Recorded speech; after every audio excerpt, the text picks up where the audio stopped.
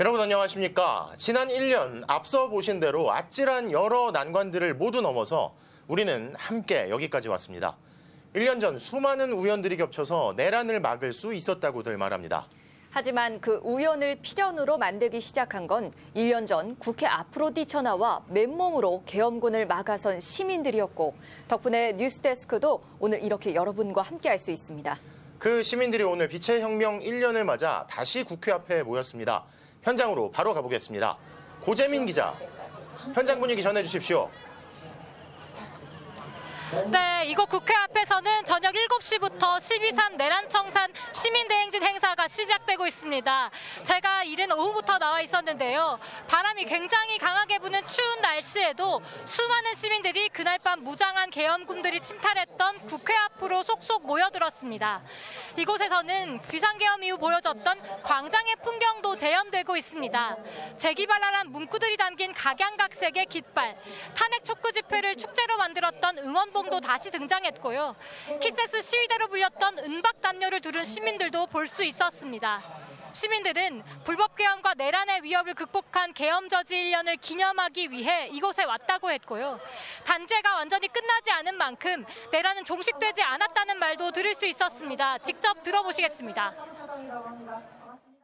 작년 12월 3일 이후로 솔직히 해결된 게 많이 있나? 파면시킨 거 말고 상황을 계속 지켜보고 있다 이런 느낌으로. 작년 12월 3일 날 새벽까지 여기 있었거든요. 그래서 그때 생각이 나서. 오늘 집회에서는 다음 달이죠. 윤석열 전 대통령 구속기한 안에 재판을 신속하게 마무리하라고 법원에 촉구할 예정이고요. 지난 겨울 광장에서 쏟아졌던 개헌을 비롯한 사회 개혁 과제들도 다시 한번 강조될 것으로 보입니다. 행사에 앞서 일부 시민과 단체들은 국민의힘 당사 앞을 찾아가기도 했는데요. 내란을 청산하고 새로운 대한민국으로 나아가야 할 시기에 국민의힘이 아직도 다수 의석을 차지하고 있는 건 내란의 연장이라고 목소리를 높이기도 했습니다. 이곳에 모인 시민들도 행사가 끝나면 국민의힘 당사로 행진할 예정입니다. 지금까지 국회 앞에서 전해드렸습니다. 그리고 새로운 역사를 만들어.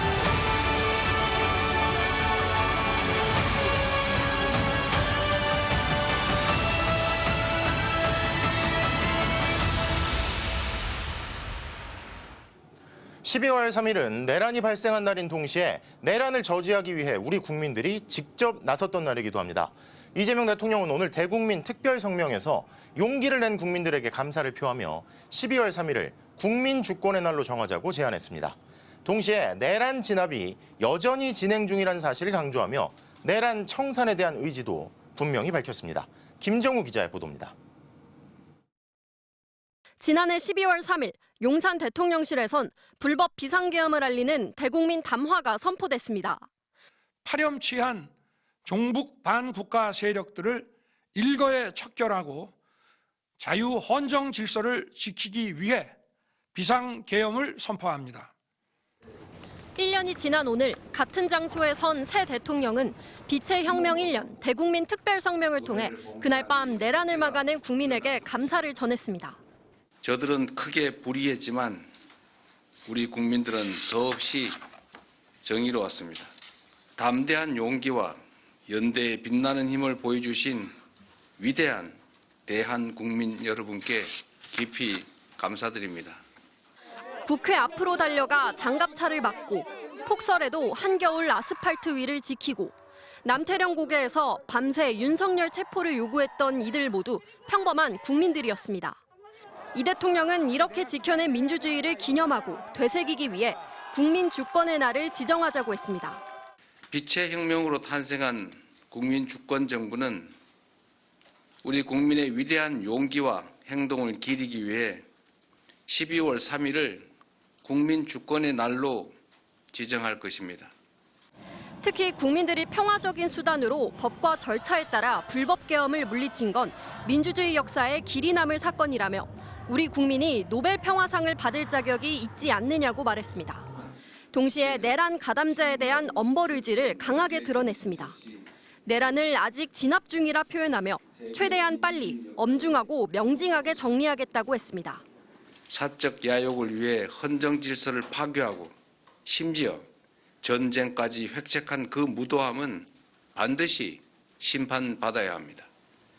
적당한 봉합이 아닌 정의로운 통합을 위해서는 내란 잔재를 청산해야 한다는 겁니다.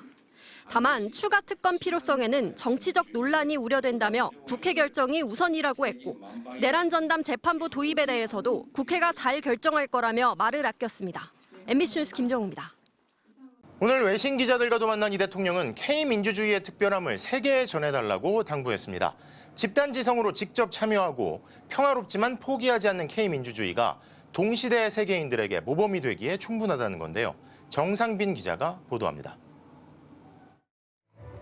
선진국인 줄 알았던 대한민국에서 일어난 신위 쿠데타. 이재명 대통령은 12.3 내란을 겪으며 80년 광주가 떠올랐다고 했습니다. 광주 때는 모든 언론을 통제했죠. 근데 그중에 외신 기자들, 사진 기자 활동이 아주 비밀리에 이루어져서 그게 이제 광주의 실상이 알려지는데 크게 도움이 됐어요. 세월이 흘러 실시간 보도가 가능해진 세상에서 언론은 또 한 번 민주주의를 지키는 역할을 해냈습니다. 언론들의 아주 적극적인 활동 때문에 우리 국민들이 용기를 가지고 주권자로서 직접 행동, 참여 행동이 가능했습니다. 그리고 새로운 역사를 만들었죠. 그리고 가까이에서 그러나 관찰자로서 한국의 민주주의 회복 과정을 지켜본 외신 기자들을 상대로 이재명 대통령이 기자회견을 열었습니다. 이른바 K민주주의의 고유성이 무엇이냐는 질문에 이 대통령은 그리스 아테네가 먼 이상 속 민주주의라면 대한민국 민주주의는 지금 당장 현실의 모범이라고 답했습니다. 집단지성에 의한 평화적이고 아름다운 직접성, 행동하되 폭력적이지 않게 평화적으로 아름답게 한다. 그리고 포기하지 않는다. 내란을 극복 중임에도 정치적 갈등과 대립이 심각해 보인다는 지적에 대해선 아쉬움과 기대를 함께 드러냈습니다. PPP can't divorce itself from the legacy of the past, from the dictatorship years, but equally so the Democratic Party can't seem to move on from its student movement heart or the idea that it's an opposition party. 정치 발전 정도가 충분히 성숙하지 못한 것 아닐까 노력해야 될 것 같습니다. 그러나 어제 5년 만에 여야가 합의로 예산안을 처리한 점을 언급하며 이런 것들이 쌓이면 좋아질 것이라 내다봤습니다. 이 대통령은 외신 기자들에게 대한민국의 지난 1년은 역사적인 모범으로 남을 것이라며 세계 시민들에게 K민주주의의 실상을 잘 전해달라고 당부했습니다. MBC 뉴스 정상빈입니다. 12.3 비상계엄 직후 국제사회에선 한국이 아닌 북한 이야기인 줄 알았다는 반응이 많았습니다. 수많은 희생의 바탕 위에 시민들 스스로 민주주의를 성숙시켰던 한국이기에 더욱 믿기 어렵다는 거였죠. 그럼에도 불구하고 바로 그 시민들이 내란의 수렁에서 민주주의를 다시 회복시켰고 지난 1년 내내 우리는 다시 일어선 민주주의가 무너진 국격을 회복시키는 걸 목격할 수 있었습니다. 김재경 기자입니다. 대한민국 국회 앞에 군용 차량이 나타난 건 외신 기자에게도 충격적이었습니다.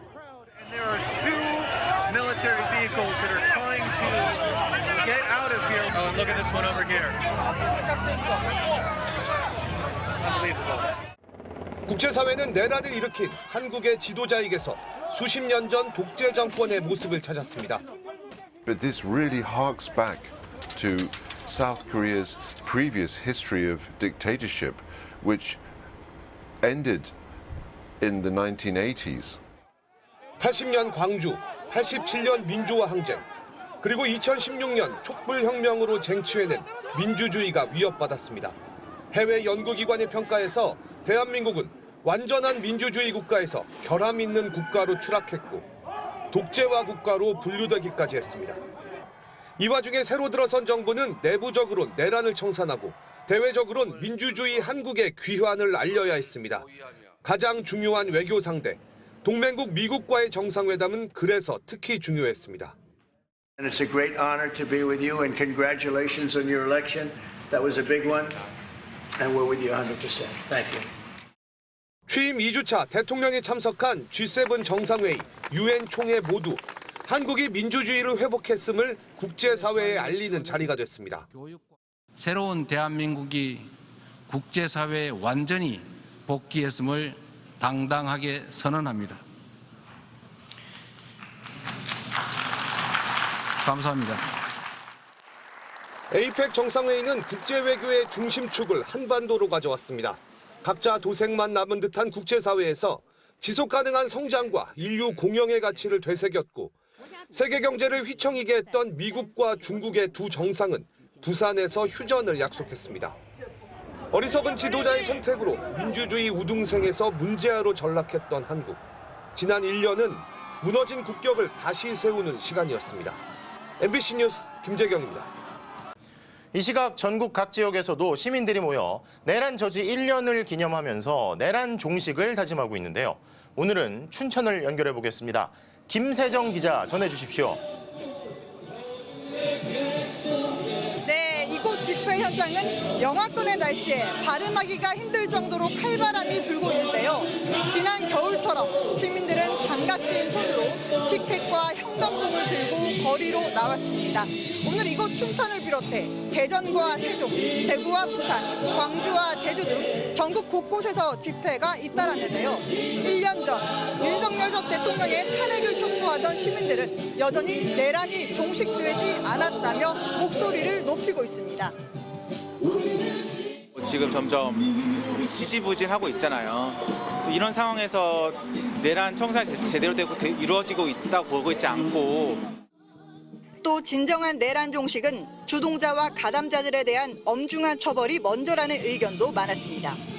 주범이 아직까지 그대로 처벌을 받지 않은 상황이기 때문에 국무회의에 참가했던 사람들도 제대로 처벌받은 사람이 없이 12.3 내란이 가져온 경기 침체 등 사회적 경제적 혼란으로 삶이 뒤흔들렸던 시민들은 상황은 어렵지만 1년 동안 묵묵히 버텨왔습니다. 그 이후에 6개월 정도인가는 장사가 거의 안 됐어요. 왜냐면 어수선하고 또 예약도 다 취소가 되고 둘이서 그래도 밥은 먹고 삽니다. 그래서 두 번 다시 이런 끔찍한 일을 겪지 않도록 단죄와 반성이 명확히 이뤄져야 한다고 강조합니다. 이런 일이 다시 벌어지지 않게 좀 더 계엄을 되쉽게 생각하지 않게끔을 해야 될 것 같아요. 1년 전 탄핵을 외쳤던 시민들은 이제 내란 세력에 대한 심판을 촉구하며 내란이 온전히 종식되길 간절히 바라고 있습니다. MBC 뉴스 김세정입니다.